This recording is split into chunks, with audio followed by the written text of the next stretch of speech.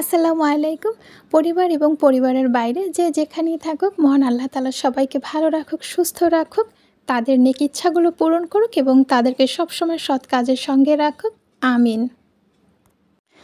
আজ কিন্তু সকালে ঘুম থেকে উঠেই আমি মনে, মনে একদম প্ল্যান করে নিয়েছি যে আজ অল্প দুধ দিয়ে ১ কাপ দুধ চা বানিয়ে খাবো এবং আমার মাটির কাপে এবং মেহমানের মতন আমরা মেহমানকে যেভাবে দেই আসলে সেইভাবে নিজেকে নিজেই দেবো। এটা কিন্তু আমার মাঝে, মাঝে বেশ ভালো লাগে। সেটা আ সকালের চা হোক বা দুপুরের খাবার হোক, মাঝে, মাঝে নিজেকে নিজের মেহমানদারি করাটা কিন্তু বেশ ভালো লাগে। এবং আমি এই মাটির কাপে দুধ চা খাওয়াটা এটা আরও মজাদার করার জন্য সঙ্গে কিন্তু পাউরুটি নিয়ে নিয়েছি। পাউরুটি দিয়ে দুধ চা ভিজিয়ে, ভিজিয়ে খেতে কিন্তু অসাধারণ লাগে। এটা যারা খান তারা বোঝেন। যদিও আমার গ্যাসের সমস্যা আছে, তো যাই হোক সব কিছু মিলিয়েই তো, তাই না? তো সবসময় যেটা হয় সকালবেলা হালকা নাস্তা করার পরে কিন্তু আমি আমার কাজে নেমে পড়ি। আজকেও ঠিক তাই হয়েছে। আমি বিছানা গোছানোর কাজে কিন্তু নেমে পড়েছি। আমার ছেলে ঘুমাচ্ছে এবং মেয়েকে কিন্তু আমি অলরেডি সকালের নাস্তা করিয়ে তাকে স্কুলের জন্য গুছিয়ে দিয়েছি এবং সে কিন্তু বেরিয়ে গেছে। আমরা যারা ছোট, ছোট বাচ্চার মা আছি বা একা ঘরে সব কাজগুলো করতে হয়, আমাদের সংসারের কাজ করার জন্য উত্তম সময় হচ্ছে একদম সকালবেলা। ভোরবেলা কিন্তু আমরা মুসলিমরা এমনিতেই উঠি ফজরের নামাজ আদায় করার জন্য। তারপরে হালকা নাস্তা করে আমরা যদি আমাদের সংসারের কাজে হাত দিই, তো আপনি সবটা না পারলেও কিন্তু অনেকটা কাজ আপনি আগাতে পারবেন। সকালের নামাজের পর শুনেছি সকালের বাতাসেও নাকি রহমত থাকে। কথাটা আসলেই সত্যি, সকালের কাজেও কিন্তু রহমত থাকে। বরাবরের মতন একটা অনুরোধ করে নিচ্ছি, আমার এই ভিডিওটি যদি আপনার কাছে ভালো লেগে থাকে অবশ্যই আমার চ্যানেলটিকে একটা লাইক দিবেন, সাবস্ক্রাইব করবেন এবং আপনার অতি মূল্যবান মতামতটি কমেন্ট করে জানাবেন। যেটা আমার পরবর্তী ভিডিওর ক্ষেত্রে কিন্তু আমাকে অসম্ভব সাহায্য করবে এবং উৎসাহ দেবে এবং আমার ভুলগুলোকে ক্ষমা করে দেবেন।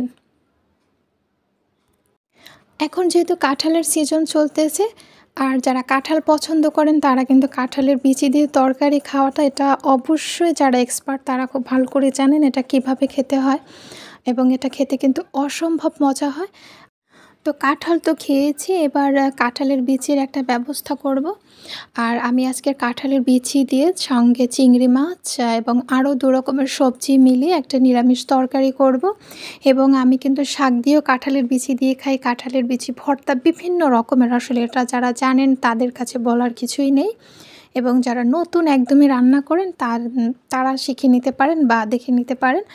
তো আমি কিন্তু এখানে পেঁয়াজ, যেহেতু চিংড়ি মাছ দেবো, এখানে শুধু পেঁয়াজ দিয়েছি মশলা হিসেবে, কাঁচামরিচ এবং অন্যান্য যেগুলো গুঁড়ো মশলা হয় হলুদ, মরিচ, ধনিয়া এগুলো দিয়ে দেবো। তো এরপর এটাকে বেশ ভালোভাবে কষিয়ে তারপরেই কিন্তু আমি চিংড়ি মাছ দেবো। তারপরে কাঁঠালের বিচি, অন্যান্য সবজি।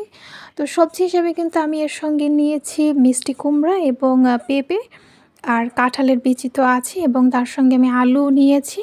তো আমার কাছে কিন্তু এরকম আসলে মাঝে, মাঝে দেখবেন সবকিছু মিলিয়ে মানে একটা তরকারি রান্না করে খেতে বেশ ভালো লাগে। তো আমার মা একটা কথা বলতো যে ম্যাচিং করে সবসময় খাওয়া, যে এই মাছের সাথে এই তরকারি, এই তরকারির সাথে এই মাছ।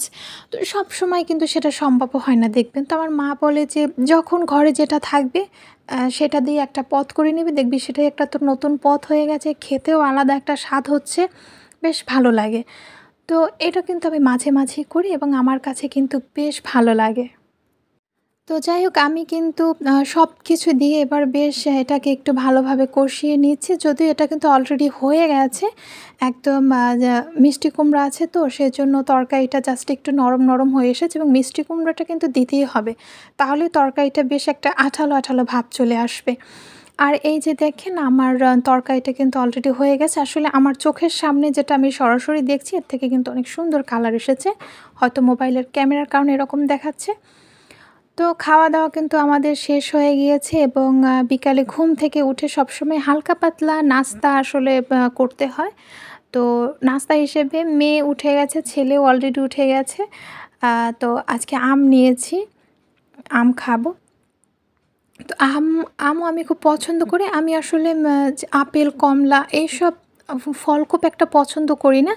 আমি আমাদের দেশীয় ফল খুব পছন্দ করি এবং যখনই এর সিজন আসে আমি কিন্তু পেট ভরে খাই এবং সেক্ষেত্রে অনেক সময় দেখা গেছে রাতের বেলা বিশেষ করে আমি কিন্তু ভাত খাই না, ফল খাই। তো যাই হোক এবার কিন্তু আমি খাবো। তো খেতে, খেতে একটা কথা বলে নিচ্ছি। আর আপনাদের কাছ থেকে বিদায় নিয়ে নিচ্ছি। আপনারা সবাই খুব ভালো থাকবেন, সুস্থ থাকবেন এবং নিজের শরীরের খেয়াল রাখবেন। সেই পর্যন্ত আল্লাহ হাফেজ। আসসালামু আলাইকুম।